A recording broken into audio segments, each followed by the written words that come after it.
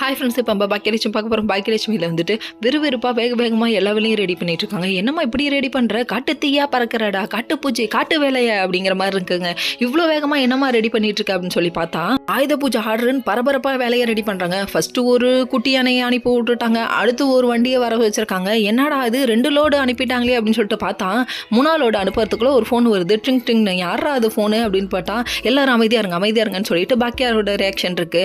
என்னன்னு பார்த்தா ஃப்ளாஷ்பேக்கில் ஓட்டி காமிச்சிட்டாங்க. என்னன்னு பார்க்குறீங்களா, நம்ம பாக்கி ஆல்ரெடி இந்த பொண்ணோட வீட்டுக்கு போக, அதாவது கடவுள் இருக்கான் குமாருங்கிற மாதிரி ஆயிடுச்சுங்க. நீ பண்ண பாவத்துக்கு தான் உன் பிள்ளை உடம்பு சரியில்லாமல் கிடக்குதுன்னு சொல்லிட்டு தண்டனையை கொடுத்துறாங்களாம். அதுக்கு எதுக்குப்பா பச்சை பிள்ளைக்கு கொடுக்கணும், அதனால இவங்க மனம் தெரிஞ்சிட்டாங்களாமா. அதுக்கப்புறம் கடைசியில் சாரி கேட்க, மன்னிப்பு கேட்க, அதுக்கப்புறம் யாருக்கிட்ட, பாட்டிக்கிட்டையும் வந்து மன்னிப்பு கேட்டாங்க. ஏன்னா பாட்டி வந்து என்னால் தான், என் ஜாதகத்தால் தான், என் ராசியால் தான் பாட்டி நினைக்கிறாங்க. அதெல்லாம் ரொம்ப தப்பு பாட்டி. நம்ம நல்லா இருக்கணும்னு நினைக்கிறேன் 4 பேர் நம்ம பக்கத்தில் இருந்தால் போதும் பாட்டின்னு சொல்லிட்டு நிரூபிச்சிட்டாங்கப்பா. வேற லெவல்ப்பா அப்படிங்கிற மாதிரி இருக்கு. அதுக்கப்புறம் இந்த விஷயத்தை தெரிஞ்சுக்கிட்டவங்க எல்லாருக்கும் ப்ரூவ் பண்ணுங்கிறதுக்காக கோபி சார் கால் பண்ண, அவங்க அட்டன் பண்ண, நீ வந்து பிரியாணியில் எல்லாத்தையும் கலந்து விட்டா வேற லெவல் அப்படின்னு சொல்லிட்டு சொல்ல, இவங்கெல்லாம் ஷாக் ஆகுறாங்க. ஓகே, நீ என்னத்துக்குமா இவ்வளோ ஷாக்கான, ஷாக்காக்குறங்கிற மாதிரி இருக்கு. இவ்வளோ வேலையும் பண்ணிவிட்டு, பண்ணுறதெல்லாம் பண்ணிவிட்டு, பச்சை புள்ள மாதிரி மூஞ்சி வச்சிருக்கிறத பார் அப்படிங்கிற மாதிரி இருக்குங்க.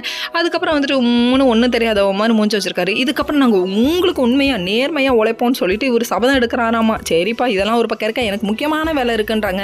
அப்படியே நம்ம முக்கியமான சொல்லி இதுக்கப்புறம் வந்து கோபியை மிரட்டு உருட்டுன்னு உருட்ட போகிறாங்க. அது மட்டும் நல்லா தெரியுது, வச்சு செய்ய போகிறாங்க. All the best. Okay friends.